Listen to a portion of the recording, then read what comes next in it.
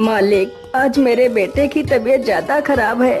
कृपा कर मुझे 200 रुपए दे दीजिए। मैं आपके यहाँ पर काम करके आपके सारे पैसे चुका दूंगा। अरे नहीं हरीराम, मैं तुम्हें पहले पैसे नहीं दे सकता। यदि पहले पैसे चाहिए तो तुम्हें मेरे पास कुछ गिरवी रखना पड़ेगा। लेकिन मालिक, मेरे पास तो कुछ भी नहीं है जो मैं तुम्हारे पास कुछ गिरवी रखूं। नहीं हरीराम, तुम्हारे पास तुम्हारा खेत तो है। तुम उस खेत को मेरे पास गिरवी रख दो। जब तुम मेरे पैसे वापस कर दोगे तब मैं तुम्हारा खेत तुम्हें लौटा दूंगा। ठीक है मालिक, आप मेरे खेत को गिरवी रख लीजिए। कृपा कर मुझे पैसे जल्दी दे दीजिए। फिर वह सेठ हरीराम को पैसे दे देता है। पैसे लेकर हरीराम वहाँ से चला जाता है। सेठ गणपति राम बहुत ही कुटिल था, मानो उसका हृदय पत्थर के समान हो, जो लोगों की मजबूरियों का फायदा उठाता था। उसके पास काफी सारे लोग काम करते थे। उसी गांव में एक मोहन नाम का लड़का रहता था, जो बहुत ही मेहनती था। उसके पास एक छोटा सा खेत था।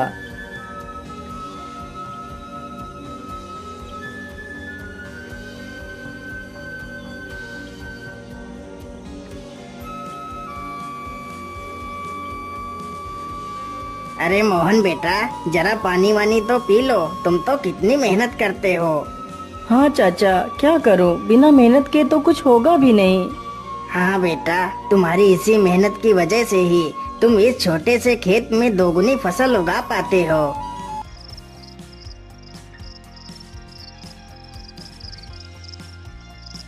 मोहन अपने बूढ़े माता पिता के साथ ही रहता था। मोहन के पिता की तबीयत हमेशा खराब ही रहती थी। घर की सारी जिम्मेदारियां मोहन के कंधों पर ही थी। पिताजी, आज तो आपकी दवाई खत्म हो गई है। कोई बात नहीं बेटा, तुम कल मेरे लिए दवाई ले आना।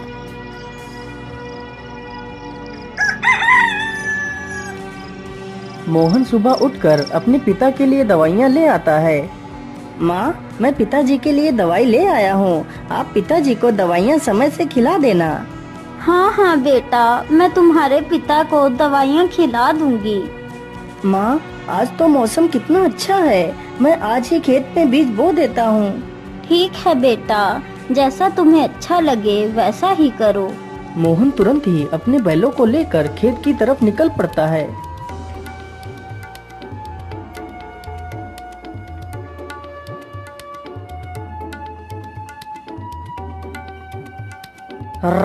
चल चल चल चल चल, आज हमें इस खेत को जोतना है और इसमें बीज बोना है। मोहन कुछ ही देर में सारा खेत जोत देता है और बीज बो देता है।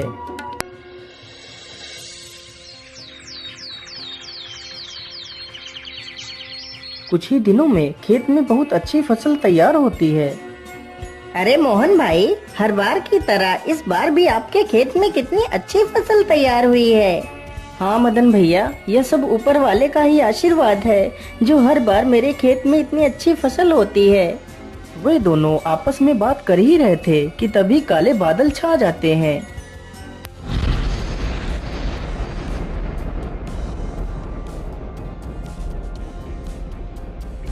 अरे मोहन भाई, यह अचानक से काले बादल कहाँ से आ गए। मुझे लगता है आज तो कितनी जोर का तूफान आने वाला है। चलो जल्दी से घर चलते हैं। अरे मदन भाई, ठीक ठीक बोलो। यदि तूफान आ गया तो हमारी सारी फसलें बर्बाद हो जाएंगी। वे दोनों इतनी बात कर ही रहे थे कि तभी जोर जोर से हवाएं चलने लगती हैं और हवाओं के साथ जोर की बारिश आ जाती है। अरे ये क्या हो गया। ये तो बहुत जोर की बारिश आ गई। अरे मोहन भाई, यहाँ से जल्दी चलो, नहीं तो हम लोग भीग जाएंगे। दोनों जल्दी से एक बड़े से पेड़ के नीचे जाकर खड़े हो जाते हैं। मदन भाई, यदि ऐसे ही बारिश होती रही तो हमारी सारी फसलें बर्बाद हो जाएंगी। कुछ ही देर में बारिश के साथ साथ ओले भी गिरने लगते हैं। देखते ही देखते कुछ देर में ही सारी फसलें बर्बाद हो जाती हैं। हाय हाय, ये क्या हो गया। हे ऊपर वाले, ये तूने क्या कर दिया। अब तो सारी फसलें बर्बाद हो चुकी हैं। अब मैं क्या खाऊंगा और अपने बूढ़े माता पिता को क्या खिलाऊंगा।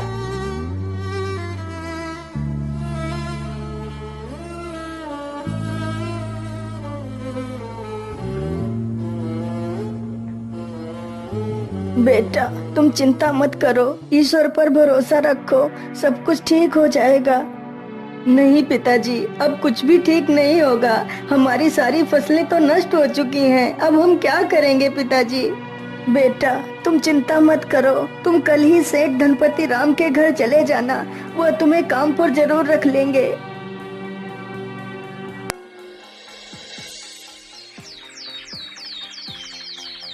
अगले ही दिन मोहन सेठ धनपति राम के पास जाता है।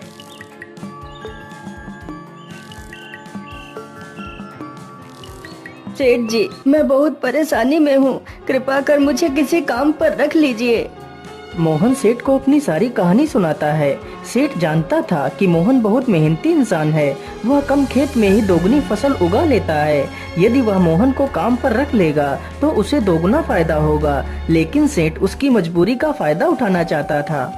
हाँ हाँ मोहन, मैं तुम्हें काम पर तो रख लेता, लेकिन मेरे पास अभी तुम्हारे लिए कोई काम नहीं है। तुम अभी अपने घर वापस लौट जाओ। जब मेरे पास काम होगा तो मैं तुम्हें बुला लूंगा। नहीं नहीं सेठ जी, आप तो मेरी मजबूरी जानते हैं। यदि मुझे काम नहीं मिला तो मेरे माता पिता भूखों मर जाएंगे। मुझ पर तरस खाइए सेठ जी, मुझे काम पर रख लीजिए। अरे वाह वाह, जैसा मैंने सोचा था बिल्कुल वैसा ही हो रहा है। यही अच्छा मौका है इससे कम पैसे में ज्यादा काम करवाने का। अच्छा अच्छा ठीक है, मैं तुम्हें काम पर तो रख सकता हूँ, लेकिन मैं वैसे तो सारे मजदूरों को 300 रुपए देता हूँ, लेकिन मैं तुम्हें सिर्फ 200 रुपए दूंगा। यदि मंजूर है तो बोलो। हे भगवान, क्या करूं? यहाँ पर काम करने के अलावा तो मेरे पास दूसरा कोई रास्ता भी नहीं है। ठीक है सेठ जी, मैं 200 रुपए में ही काम कर लूंगा। मोहन अगले दिन से ही सेठ के घर काम करने लगता है। इसी प्रकार मोहन को काम करते करते पूरा 2 महीना गुजर जाता है। मोहन ने सेठ के खेत में दोगुनी फसल उगा दी। यह देखकर सेठ बहुत खुश हो जाता है। अरे वाह, मोहन ने तो इस बार कितनी अच्छी फसल उगाई है। वैसे अब तो मोहन का कोई काम भी नहीं है। मैं ऐसा करता हूँ, इसे आज की मजदूरी देकर काम से निकाल देता हूँ और इसकी 2 महीने की मजदूरी भी नहीं दूंगा। अरे मोहन, ये लो तुम्हारी आज की मजदूरी। अब तुम्हें कल से काम पर आने की कोई आवश्यकता नहीं है। लेकिन सेठ जी, आप अचानक से मुझे काम से क्यों निकाल रहे हैं? क्या मुझसे कोई गलती हो गई मालिक? नहीं मोहन, तुमसे कोई गलती नहीं हुई है। अभी मेरे पास तुम्हारे लिए कोई काम नहीं है। जब मेरे पास काम होगा तो मैं तुम्हें जरूर बुला लूंगा। लेकिन मालिक, यदि आप मुझे काम से निकाल देंगे तो मैं भूखों मर जाऊंगा। मैं अपने पिता के लिए दवाइयाँ कहाँ से लाऊंगा? मुझ पर दया कीजिए सेठ जी। सेठ मोहन की एक बात भी नहीं सुनता और उसे काम से निकाल देता है।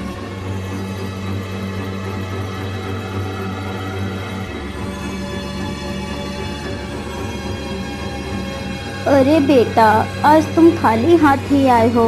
आज तुम घर का राशन तो लाए ही नहीं। माँ, मुझे माफ कर दीजिए। अब मैं आपके लिए कुछ भी नहीं कर सकता। लेकिन बेटा, आखिर क्या बात है? तुम इतना परेशान क्यों हो? फिर मोहन सारी कहानी अपनी माता को सुनाता है। अब आप ही बताइए माँ, मैं क्या करूँ? कहाँ काम करूँ? किसके सामने हाथ फैलाऊं?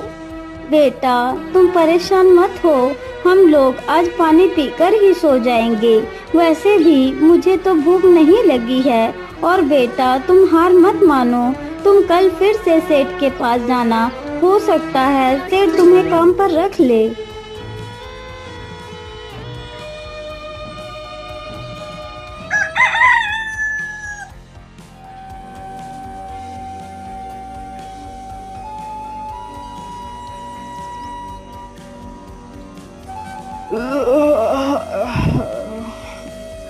अरे सेठानी जी, आप मेरे लिए नाश्ता तैयार रखना। मैं जरा खेतों की तरफ से घूम कर आता हूँ। ठीक है, आप आराम से जाइए। तब तक मैं आपके लिए नाश्ता तैयार कर दूंगी। इतना सुनकर सेठ वहाँ से चल पड़ता है। तभी देखता है कि मोहन उसके घर के बाहर ही खड़ा है। अरे मोहन, तू इतनी सुबह सुबह यहाँ क्या कर रहा है?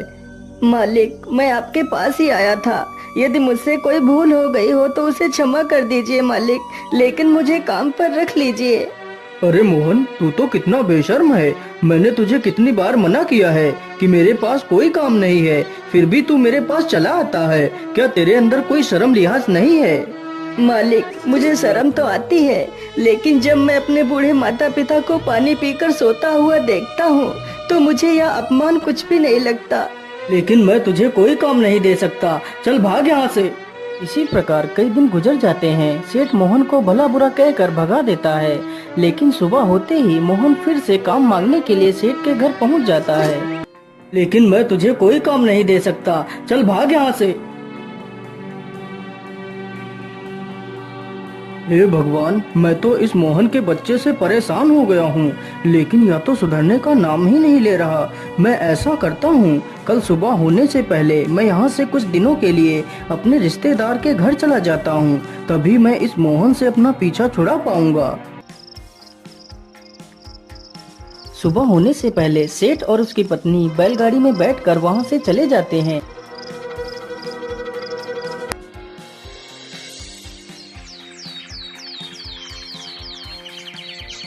उधर मोहन रोज की तरह फिर से सेठ के घर आता है तो देखता है, अरे ये क्या, आज तो सेठ के घर ताला लगा हुआ है। इसका मतलब सेठ जी कहीं बाहर गए हैं। मैं ऐसा करता हूँ, यहीं पेड़ के नीचे बैठकर सेठ जी का इंतजार करता हूँ।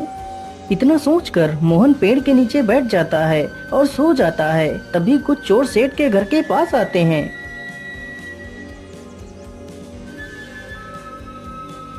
अरे लल्लन, आज तो यह दुष्ट सेठ है भी नहीं। आज अच्छा मौका है, चलो आज इस सेठ की सारी तिजोरी खाली कर देते हैं। चोर जल्दी से एक पत्थर उठाता है और ताले को तोड़ने लगता है।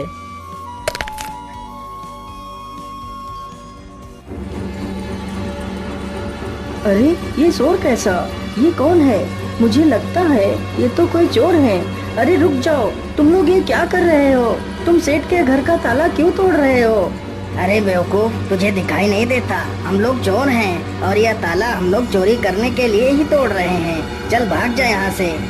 अरे नहीं नहीं, मेरे रहते हुए मैं तुम लोगों को चोरी नहीं करने दूंगा।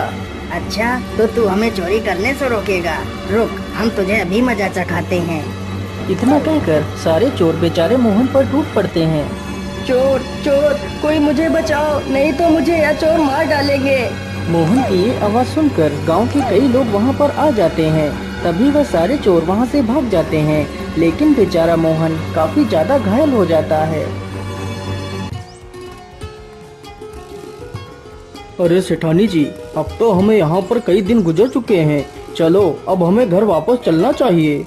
इतना सोचकर सेठ और सेठानी दोनों अपने घर के लिए निकल पड़ते हैं।